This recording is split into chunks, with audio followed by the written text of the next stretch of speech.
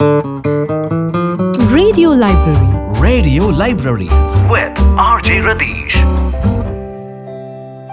എല്ലാവർക്കും നമസ്കാരം. ഇത് റേഡിയോ മലയാളം 98.6 റേഡിയോ ലൈബ്രറിയുടെ സമയം. നിങ്ങളുടെ കൂടെ ഞാൻ രതീഷ്. അപ്പൊ ഇന്നും ലൈബ്രറി അങ്ങനെ തുറന്നു കഴിഞ്ഞിരിക്കുകയാണ്. ഇന്നത്തെ പുസ്തകം ഏതാണെന്ന് നമുക്ക് പരിചയപ്പെടണ്ടേ? അപ്പൊ പരിചയപ്പെടുത്താനായിട്ട് ഇന്ന് നമ്മളുടെ കൂടെ എത്തിക്കഴിഞ്ഞിട്ടുള്ളത് സൗഭാഗ്യയാണ്. സൗഭാഗ്യ, നമസ്കാരം. റേഡിയോ ലൈബ്രറിയിലേക്ക് സ്വാഗതം. നന്ദി. ഒരുപാട് പുസ്തകങ്ങൾ വായിക്കുന്ന കൂട്ടത്തിലാണ് സൗഭാഗ്യ? വായിക്കാറുണ്ട്. ഏത് ജോണറിലാണ് ഏറ്റവും കൂടുതൽ? കഥകൾ ഇഷ്ടമാണ്. ഫിക്ഷനാണ് കൂടുതലായിട്ട് വായിക്കുന്നത്. ഹിസ്റ്റോറിക്കൽ ബുക്സും നമ്മളുടെ റെഫറൻസസിന് വേണ്ടിയിട്ട് വായിക്കാറുണ്ട്. കവിത ഇഷ്ടമല്ല? കവിത വലിയ താല്പര്യമില്ല. ഓക്കെ. അപ്പോ ഇന്ന് ഞങ്ങളെ ഏത് നോവല് പരിചയപ്പെടുത്താനായിട്ടാണ് സൗഭാഗ്യ എത്തിയിട്ടുള്ളത്? എന്റെ പ്രിയപ്പെട്ട സുഹൃത്തു കൂടിയായിട്ടുള്ള അജയ് പി മങ്ങാട്ടിന്റെ സൂസന്നയുടെ ഗ്രന്ഥപുര എന്ന് പറഞ്ഞിട്ടുള്ള ഒരു നോവലാണ് പരിചയപ്പെടുത്താനായിട്ട് എത്തിയിട്ടുള്ളത്. സുഹൃത്തു കൂടിയാണ്. സുഹൃത്തിനെ കുറിച്ച് നമുക്ക് ഡീറ്റെയിൽ ആയിട്ടൊന്ന് പറയാം. ജേർണലിസ്റ്റ് ആണ്. അതിനേക്കാൾ ഉപരി ഒരു എഴുത്തുകാരൻ എന്നുള്ള രീതിയിലാണ് പറയാനേറെ ഇഷ്ടം. കാരണം മലയാളം അടയാളപ്പെടുത്തിയിട്ടുള്ളത് അദ്ദേഹത്തിനെ സൂസന്നയുടെ എഴുത്തുകാരൻ എന്നുള്ള രീതിയിലാണ്. അതിനു പുറമെ ഒത്തിരി പുസ്തകങ്ങൾ എഴുതിയിട്ടുണ്ട്. പറവയുടെ സ്വാതന്ത്ര്യം, വെളിച്ചമന്യോന്യം, ദേഹം, അങ്ങനെ ഒത്തിരി പുസ്തകങ്ങൾ എഴുതിയിട്ടുണ്ട്. ഒരുപാട് കോളംസ്, പത്രമാധ്യമങ്ങളിൽ ഒരുപാട് കോളംസ് എഴുതിയിട്ടുള്ള, എഴുത്തിനെ, വായനയെ, പുസ്തകങ്ങളെ അത്രമേൽ പ്രണയിക്കുന്ന ഒരു എഴുത്തുകാരൻ, ഒരു മനുഷ്യൻ എന്നുള്ള രീതിയിൽ പരിചയപ്പെടുത്താനാണ് കുറെ ഇഷ്ടം. അജയ് പി മങ്ങാട്ടിന്റെ ആദ്യത്തെ നോവൽ എന്ന് നമുക്ക് ഇതിനെ വിശേഷിപ്പിക്കാം. അതെ, നമ്മളൊരു പുസ്തകം വായിക്കുന്ന സമയത്ത് തീർച്ചയായിട്ടും ആ പുസ്തകത്തിലെ വരികളും സന്ദർഭങ്ങളും ഒക്കെ നമ്മളെ അല്ലെങ്കിൽ വായിക്കുന്ന ഒരാളെ എങ്ങനെയാണ് കണക്ട് ചെയ്യുന്നേ എന്ന് നോക്കിയിട്ടായിരിക്കും നമ്മളൊരു പുസ്തകത്തിന് ചൂസ് ചെയ്യുന്നുണ്ടാവുക എപ്പോഴും. അയ്യോ, അതിലൊരു വരി വായിക്കുമ്പോൾ എനിക്ക് എന്നെ തന്നെ കാണാനാവുന്നുണ്ട് എന്നുള്ളതാണ് ഒരു പുസ്തകം അല്ലെങ്കിൽ പ്രത്യേകിച്ച് ഒരു ഫിക്ഷൻ ചൂസ് ചെയ്യുമ്പോൾ നമ്മൾ ഏറ്റവും കൂടുതൽ ശ്രദ്ധിക്കുന്ന ഒരു കാര്യം. പേഴ്സണലി എന്നെ സംബന്ധിച്ചത് അങ്ങനെയായിരുന്നു. ആ ഒരു കാഴ്ചപ്പാടിനെ, ആ ഒരു വ്യൂവിനെ കംപ്ലീറ്റ് ആയിട്ട് മാറ്റിയിട്ട് മറ്റൊരു പേഴ്സ്പെക്റ്റീവ്, വായനയിൽ മറ്റൊരു പേഴ്സ്പെക്റ്റീവ് എനിക്ക് തന്നിട്ടുണ്ട് ഈ സൂസന്നയുടെ ഗ്രന്ഥപുര എന്നുള്ളത് കൊണ്ടാണ് ഈ പുസ്തകം എനിക്ക് ഏറ്റവും പ്രിയപ്പെട്ട ഒന്നായിരിക്കാനുള്ള കുറേ കാരണങ്ങളിൽ ഏറ്റവും പ്രധാനപ്പെട്ട ഒരു കാര്യമായിട്ട് ഞാൻ എപ്പോഴും കാണുന്നത്. നമ്മൾ ഒരു പുസ്തകം വായിക്കുന്ന സമയത്ത് അത് എഴുതിയൊരു മനുഷ്യന്റെ ചിന്തകളിലേക്ക് നമ്മുടെ ശ്രദ്ധ പതിയാൻ വളരെ സാധ്യത കുറവാണ്. പിന്നീട് പുസ്തകം പുനർവായന ചെയ്യുമ്പോൾ നമ്മളത് ചിന്തിക്കുകയും അല്ലെങ്കിൽ അയ്യോ അതെന്താ അവരങ്ങനെ ചിന്തിച്ചത്, ആ ഒരു എഴുത്തുകാരന്റെ മനസ്സെന്തായിരിക്കും എന്നൊക്കെ നമ്മൾ ആലോചിക്കും. പക്ഷേ നമ്മൾ ആദ്യമായിട്ട് ആ ഒരു പുസ്തകത്തിലൂടെ പോകുമ്പോൾ നമുക്ക് ഒരിക്കലും എന്ത് ചെയ്യാൻ പറ്റില്ല, ഒരിക്കലും എന്നല്ല, നമ്മൾ മെജോറിറ്റി നമ്മൾ അങ്ങനെ ഒരു പെർസ്പെക്റ്റീവിലേക്ക് പോവില്ല. പക്ഷേ സൂസന്നയുടെ ഗ്രന്ഥപുര പറയുന്ന സമയത്ത് എനിക്ക് ഫസ്റ്റ് വരുന്ന 2 ചോദ്യങ്ങൾ ഈ പുസ്തകത്തിലുണ്ട്. അതിലൊന്നാമത്തെ ചോദ്യം, നീ മരിച്ചവർക്കൊപ്പം നീന്തിയിട്ടുണ്ടോ? അതുപോലെ മറ്റൊന്ന്, നീ പന്നിയെ കൊല്ലുന്നത് കണ്ടിട്ടുണ്ടോ? എന്നുള്ള ഈ 2 ചോദ്യങ്ങളാണ്. ഈ 2 ചോദ്യങ്ങൾ വായനക്കാരനോട് ചോദിക്കുന്ന സമയം ആ എഴുത്തുകാരന്റെ ചിന്ത എത്ര ആഴമുള്ളതായിരിക്കും എന്നുള്ളത് നമുക്ക് ചിന്തിക്കാൻ ഭയങ്കര ബുദ്ധിമുട്ടായിരിക്കും. ഭയങ്കര കൗതുകമായിട്ട് തോന്നും നമുക്ക് അത്ര ഒരു ചിന്ത നമ്മളിലൂടെ പാസ് ചെയ്യുമ്പോൾ, അയ്യോ നമ്മൾ എന്താ അങ്ങനെ ആലോചിക്കുന്നത് എന്നുള്ള ഒരു രീതി. അതായത് നമ്മളൊരു പുസ്തകം വായിക്കുന്ന സമയത്ത് നമ്മളെ കാണുന്നതിനേക്കാളും ഉപരിയായിട്ട് ആ എഴുത്തുകാരൻ കണ്ട കാഴ്ചകൾ എന്തായിരിക്കും, ആ എഴുത്തുകാരന്റെ മാനസികാവസ്ഥ, മാനസിക ചിന്തകൾ, ഇതൊക്കെ ആയിരിക്കും നമ്മൾക്ക് ഏറ്റവും കൂടുതൽ ഈ ഒരു പുസ്തകം വായിക്കുമ്പോൾ നമ്മളുടെ മനസ്സിലേക്ക് വരാം. എഴുതി കഴിഞ്ഞ പുസ്തകത്തിന് പിന്നെ എഴുത്തുകാരനെ ആവശ്യമേ ഇല്ല എന്നൊരു സൂചന അദ്ദേഹം നമുക്ക് ആ പുസ്തകത്തിലൂടെ തരുന്നുണ്ട്. അത് അദ്ദേഹത്തിന്റെ വാക്കുകളല്ല, പകരം മറ്റൊരു എഴുത്തുകാരന്റെ വാക്കുകളിലൂടെയാണ് അദ്ദേഹം അത് പറയുന്നത്. നമ്മൾ അങ്ങനെ ആലോചിച്ച് നോക്കുമ്പോൾ നമുക്ക് ഏറ്റവും ഇഷ്ടമായിട്ടുള്ള ഒരു പുസ്തകം അല്ലെങ്കിൽ ആ പുസ്തകത്തിന്റെ കഥാതന്തു, അതിന്റെ ഉറവിടം അല്ലെങ്കിൽ അതിലെ ചിന്തകള് എന്തൊക്കെയാണ് എന്നുള്ളത് നമുക്ക് എപ്പോഴും അപരിചിതമായിരിക്കും. നമ്മൾ വായിക്കുന്ന ഒരു സമയത്ത് നമ്മൾ 2 വരികൾ വായിക്കുന്നു, ആ വരികൾ നമ്മളെ കണക്ട് ചെയ്യുന്നു, നമ്മുടെ ചുറ്റുമുള്ളവരെ കണക്ട് ചെയ്യുന്നു. ഓക്കെ ഫൈൻ എന്നുള്ള രീതിയിൽ, കൊള്ളാം, ഇതെനിക്ക് ഇഷ്ടപ്പെടുന്നു, നമ്മൾ അണ്ടർലൈൻ ചെയ്യുന്നു ആ വരി എന്നുള്ള രീതിയിലേക്കാണ് പോകുന്നത്. പക്ഷേ സൂസന്നയുടെ ഗ്രന്ഥപുര നമുക്ക് തരുന്നത് വളരെ വിശാലമായിട്ടുള്ള മറ്റൊരു തലമാണ്. നമ്മൾക്ക് നമ്മളെ കാണാൻ കഴിയുന്നു എന്നുള്ളതിനേക്കാളും ഒക്കെ അപ്പുറം നമ്മൾക്ക് എഴുത്തുകാരനെ, അതിലെ കഥാപാത്രങ്ങളെ, അവരുടെ ചിന്തകളെ, അവരുടെ ജീവിതങ്ങളെ ഒക്കെ കാണാൻ നമ്മളെ സഹായിക്കുന്ന ഒരു പുസ്തകമാണ്. എനിക്ക് തോന്നുന്നില്ല മലയാളത്തിൽ ഇതുപോലെ അല്ലെങ്കിൽ ഇതിനോട് സാമ്യമുള്ളത് എന്നുള്ള രീതിയിലുള്ള ഒരു പുസ്തകം ഇതിനു മുൻപോ ഇപ്പോഴോ അതിനുശേഷമോ വന്നിട്ടില്ല. കാരണം മലയാളത്തിലെ പുസ്തകങ്ങളെ, എഴുത്തുകളെ സ്നേഹിക്കുന്ന ഒരു മനുഷ്യന് സൂസന്നയുടെ ഗ്രന്ഥപുര തന്റെ ഹൃദയത്തോട് അല്ലെങ്കിൽ തന്റെ വായനകളോട് ചേർത്ത് വെക്കാതെ ഒരിക്കലും മുന്നോട്ട് പോകാൻ പറ്റില്ല എന്നുള്ളതാണ് ഈ ഒരു പുസ്തകത്തിന്റെ ഏറ്റവും വലിയ പ്രത്യേകത. 2019 ഈ പുസ്തകം പുറത്തിറങ്ങിയിട്ടുള്ളത്. 2024 ആയപ്പോഴേക്കും 25 പതിപ്പുകൾ വിറ്റിട്ട് സെയിൽ ചെയ്ത് ഇപ്പോഴും ഈ ഒരു പുസ്തകം വായനക്കാരനെ വല്ലാത്തൊരു അനുഭവത്തിലേക്ക് കൊണ്ടുപോകുന്നുണ്ട്. മലയാള സാഹിത്യത്തിൽ ഇത്ര കുറഞ്ഞ സമയത്തില് ഇത്രയും കൂടുതൽ ജനസമ്മതി കിട്ടിയിട്ടുള്ള വളരെ ചില പുസ്തകങ്ങളെ ഇറങ്ങിയിട്ടുള്ളൂ. അതിലൊന്നാണ് ഈ ഒരു പുസ്തകം. ഇതിന്റെ 25ാമത്തെ എഡിഷൻ പുതിയ രൂപഭംഗിയോട് കൂടിയിട്ട് ഹാർഡ് ബൗണ്ടഡ് ആയിട്ട് ഇപ്പോൾ, അതായത് ഹാർഡ് ബൗണ്ടഡ് ആയിട്ടൊരു പുസ്തകം ഇറങ്ങാന്ന് പറയുകയാണെങ്കിൽ അത് കാലാകാലത്തേക്ക് ഉള്ളത് എന്നാണ് നമ്മൾ വായിക്കുന്നവരുടെയൊക്കെ ഇടയിലുള്ള ഒരു ടോക്ക്. അപ്പൊ അത്രത്തോളം അതിന്റെ സെലിബ്രേഷൻ മലയാള വായന ലോകത്ത് നടന്നുകൊണ്ടിരിക്കുകയാണ്. ഈ പുസ്തകത്തില് ഇതിലെ പ്രധാന കഥാപാത്രം എന്ന് തന്നെ പറയാൻ കഴിയുന്ന അമുദയുടെ ഒരു കടന്നുവരവുണ്ട്. എനിക്ക് എല്ലായിടത്തും ആളുകളുണ്ട്, നിനക്ക് പുസ്തകം എടുത്തു തരുന്ന ആ റാഫേല് ചേട്ടൻ ഫോർട്ട് കൊച്ചിക്കാരനാണ്, പിന്നെ നീ സിഗരറ്റ് വാങ്ങുന്ന കടയിലെ പയ്യന് ഞാൻ ഇംഗ്ലീഷ് ട്യൂഷൻ എടുത്തിട്ടുണ്ട്, മഹാരാജാസിലെ തൂണിലും തുരുമ്പിലും വരെ ഞാനുണ്ട്, ഞാനിപ്പോൾ അവിടെ വിദ്യാർത്ഥിയല്ലെങ്കിലും ഞാനൊരു കള്ളം പറഞ്ഞാണ് നിന്നെ സമീപിച്ചത്, പേന തെളിയുന്നില്ലെന്ന്. ഇത്ര പരിഭ്രമിക്കാൻ എന്തിരിക്കുന്നു? ഒരു പെൺകുട്ടി വന്ന് പേന ചോദിച്ചാൽ ഞാൻ ശരിക്കും കഷ്ടപ്പെട്ടാണ് നിന്നെ ഇവിടം വരെ കൂട്ടിക്കൊണ്ടുവന്നത്. നീ അത് ഓർക്കണം. നീ തനിച്ചു നടക്കുന്നു, തനിച്ചിരിക്കുന്നു, തനിച്ചു വായിക്കുന്നു. അതെല്ലാം ഞാൻ കണ്ടു. ഇങ്ങനെയുള്ളവർ മുടിഞ്ഞ സ്വാർത്ഥരായിരിക്കും, എനിക്കറിയാം. പക്ഷേ നിന്റെ സ്വാർത്ഥത എനിക്ക് മുന്നിൽ വിജയിക്കാൻ പോകുന്നില്ല. അതിന് എന്നെ പുറത്താക്കാനാവില്ല. സ്നേഹപൂർവ്വം അമുദ.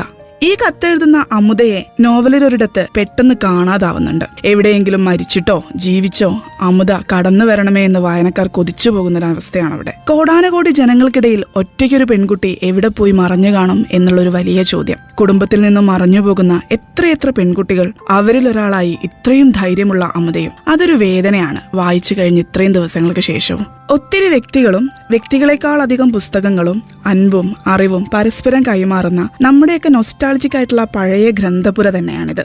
നീലകണ്ഠൻ പരമാര എന്ന എഴുത്തുകാരൻ അവസാനമായി എഴുതിയ പബ്ലിഷ് ചെയ്യപ്പെട്ടിട്ടില്ലാത്ത വിഷാദത്തിന്റെ ശരീരഘടന അഥവാ അനാറ്റമി ഓഫ് മെലങ്കലി എന്ന കൃതിയുടെ വീണ്ടെടുപ്പിനായി അഭിയും അലിയും നടത്തുന്ന ശ്രമങ്ങളിലൂടെയാണ് നോവൽ ആരംഭിക്കുന്നത്. എങ്കിലും അവരുടെ ശ്രമത്തിന്റെ ഇടയിലേക്ക് കയറി വരുന്ന നമുക്കറിയുന്നവരും അറിയാത്തവരുമായ മനുഷ്യരുടെയും അവർ തമ്മിലുള്ള പരസ്പര ബന്ധങ്ങളുടെയും ചിത്രീകരണത്തിലൂടെയാണ് നോവൽ മുന്നോട്ടു പോകുന്നത്. Ali, Susanna, Abi, Kafka, Fathima, Dostoevsky, Amudha, Neelakantan Paramara, Raymond Carver, Vellathuval Chandran, Sarasa, വർക്കിഷേട്ടൻ, Arthur Conan Doyle, Kottayam Pushpanath, Jayan Thandiyakkan, Balana, Jala, Arumughan എന്നിവരെല്ലാം ഈ പുസ്തകത്തിൽ അവരവർ എഴുതിയ അവരുടെ തന്നെ കൃതികളിലൂടെയോ ജീവിതങ്ങളിലൂടെയോ ഒക്കെ കടന്നു വരുന്നുണ്ട്. പുസ്തകത്തിന്റെ തുടക്കത്തിൽ അജയ് മാഷ് ഇങ്ങനെ പറയുന്നുണ്ട്: ഞാൻ വായിച്ച പുസ്തകങ്ങൾക്കും ഞാൻ അറിഞ്ഞ മനുഷ്യർക്കുമുള്ള അദ്ദേഹത്തിന്റെ ആദരമാണ് ഈ നോവലെന്ന്. നമ്മളൊക്കെ വായിച്ചു മറന്ന അല്ലെങ്കിൽ ഓരോ മനുഷ്യനും വായിക്കേണ്ട പുസ്തകങ്ങളിലൂടെ ജീവിതത്തിലൂടെ നടത്തുന്ന സഞ്ചാരമാണ് സൂസന്നയുടെ ഗ്രന്ഥപുര. നമ്മൾ ഈ പുസ്തകം ഇങ്ങനെ കേൾക്കുന്ന സമയത്ത് സൂസന്ന എന്നുള്ളൊരു പേര് എപ്പോഴും നമ്മൾ കേൾക്കുന്നുണ്ട്. ആ ഒരു വ്യക്തി കടന്നു വരുന്ന ഒരു വരവ് ഈ പുസ്തകത്തിലുണ്ട്.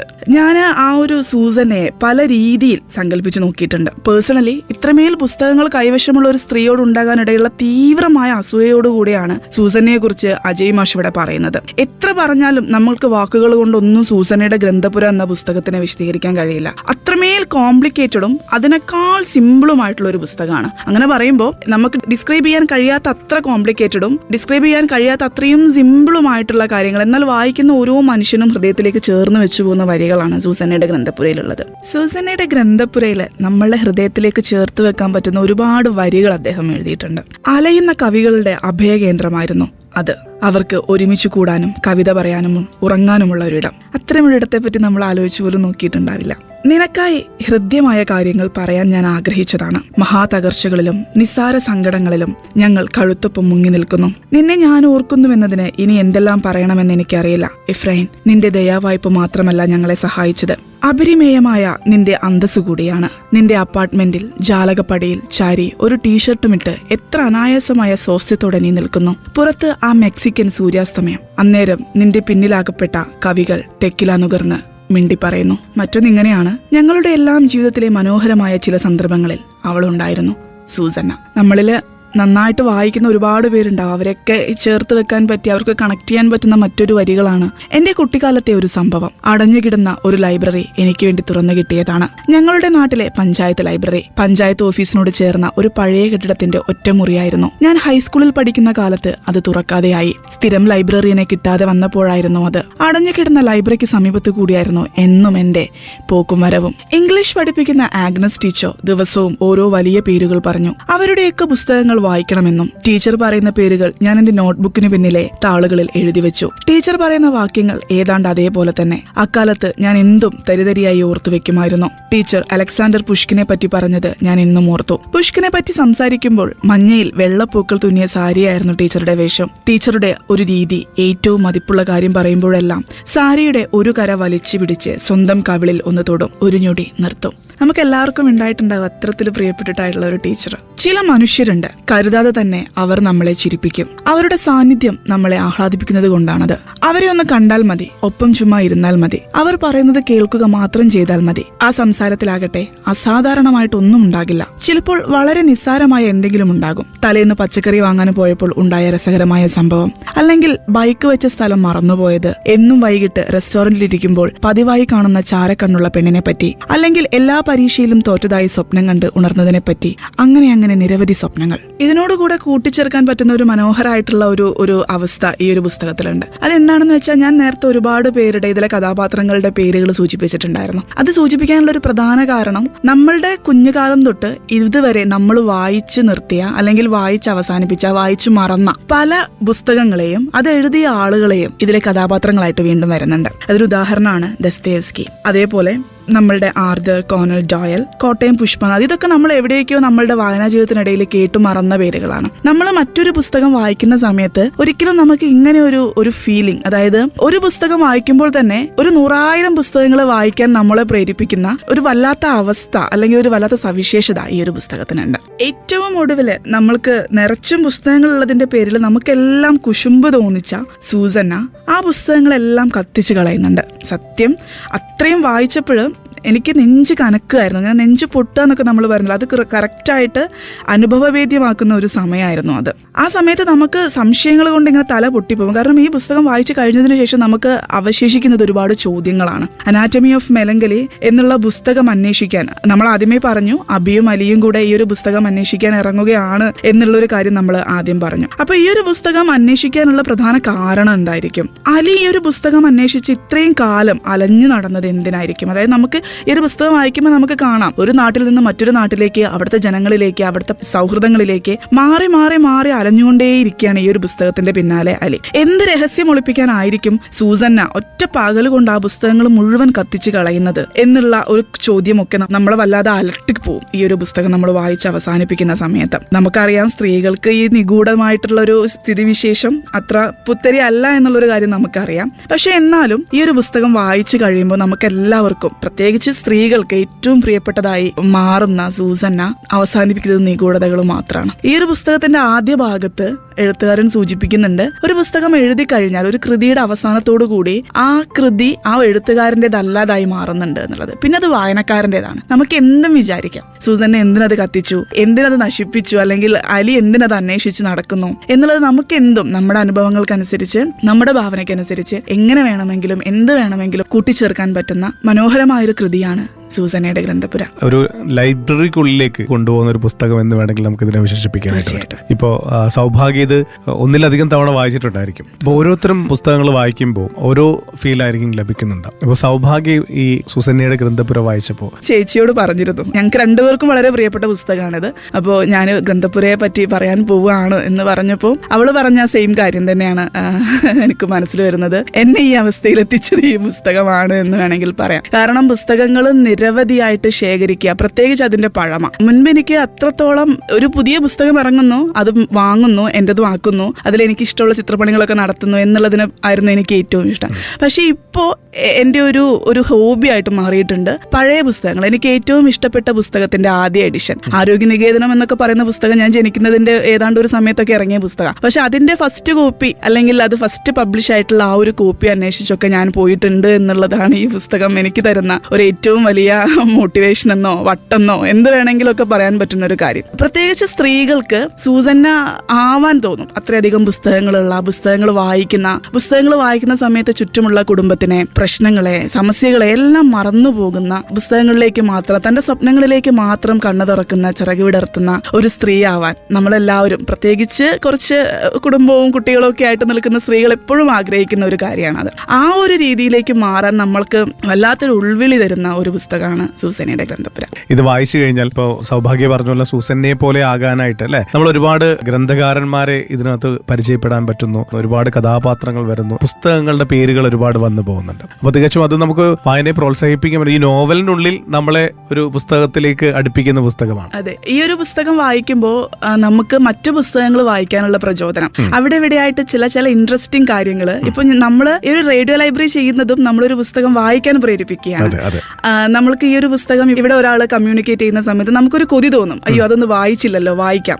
അതേപോലെ തന്നെയാണ് അജയ് മാഷ് ഈ പുസ്തകത്തിൽ ചെയ്യുന്നത്. മുൻപ് വായിച്ചിട്ടുണ്ടെങ്കിൽ തന്നെ അയ്യോ ഞാൻ ആ സന്ദർഭം മറന്നുപോയല്ലോ, ഒന്നുകൂടെ വായിക്കാം ആ പുസ്തകം, അല്ലെങ്കിൽ അയ്യോ ഞാൻ ഇതുവരെ ഈ പുസ്തകത്തിലൂടെ പോയിട്ടില്ലല്ലോ, ഒന്ന് പോയി നോക്കാം എന്ന് പറഞ്ഞിട്ട് ഏകദേശം എനിക്ക് തോന്നുന്നു സൂസന്നയുടെ ഗ്രന്ഥപുര കൂടാതെ 80ഓളം പുസ്തകങ്ങളെ പറ്റി ഈ പുസ്തകത്തിൽ പറയുന്നുണ്ട്. നമ്മൾ വായിച്ചതും വായിച്ചിരിക്കേണ്ടതുമായിട്ടുള്ള ഒരുപാട് പുസ്തകങ്ങളെ പറ്റി ഈ ഒരു സൂസന്നയുടെ ഗ്രന്ഥപുര എന്ന് പറയുന്ന ഈ ഒരു നോവലിൽ പറയുന്നുണ്ട്. അതതിന്റെ വളരെ വലിയൊരു സവിശേഷതയായിട്ടാണ് ഞാൻ കരുതുന്നത്. കാരണം പുസ്തകങ്ങളെ അത്രമേൽ സ്നേഹിക്കുന്ന, എഴുത്തുകളിലൂടെ ജീവിക്കുന്ന ഒരാൾക്ക് മാത്രമേ മറ്റൊരാളെ പ്രേരിപ്പിക്കാൻ കഴിയുള്ളൂ വായിക്കണം എന്നുള്ള. അജയ് മാഷിന് ഒരു പുസ്തകത്തിലൂടെ 80ഓളം പുസ്തകങ്ങളെയാണ് വായനക്കാരിലേക്ക് എത്തിക്കുന്നത്. അത് ഒരു വലിയ കാര്യമായിട്ട്, ഒരു വലിയ ഒരു അഡ്വാൻറ്റേജ് ആയിട്ട്, ഈ ഒരു പുസ്തകത്തിന്റെ സവിശേഷതയായിട്ടും കാലാകാലം മലയാള വായനയും ഒക്കെ ഉള്ളിടത്തോളം കാലം, അങ്ങനെ പറയുന്നില്ല കാരണം ഈ പുസ്തകം ഇംഗ്ലീഷിലേക്കും ഒക്കെ ട്രാൻസ്ലേറ്റ് ചെയ്യപ്പെട്ടിട്ടുണ്ട്. സൂസന്നയുടെ ഗ്രന്ഥപുര നമ്മുടെ ഖത്തർ നാഷണൽ ലൈബ്രറിയിൽ ഈ ഒരു പുസ്തകം അവൈലബിൾ ആണ് ഇവിടെ. അങ്ങനെ എല്ലായിടത്തും വായന ഉള്ളിടത്തോളം കാലം ഈ പുസ്തകം സെലിബ്രേറ്റ് ചെയ്യപ്പെടും എന്നുള്ളതിന് സംശയമേ ഇല്ല. എഴുത്തിന്റെ ലോകത്തൊരു വലിയ സംഭാവനയാണ് ഈ ഒരു പുസ്തകം എന്ന് പറയാൻ പറ്റും. എന്തായാലും ഒരുപാട് നന്ദി, ഇങ്ങനൊരു വളരെ മനോഹരമായിട്ടുള്ളൊരു പുസ്തകം ഞങ്ങളെ പരിചയപ്പെടുത്തിയതിൽ Saubhagya. Thank you so much. ഞാനും ഒത്തിരി ഹാപ്പിയാണ് ഇങ്ങനത്തെ ഒരു അവസരം കിട്ടിയതിൽ. കാരണം പുസ്തകത്തിലൂടെ എന്റെ ശബ്ദം ഒരാൾ കേൾക്കുന്നു എന്ന് പറയുന്നത് അതിൽ കൂടുതൽ സന്തോഷം വേറെ ഒന്നുമില്ല. Thank you Ratheesh.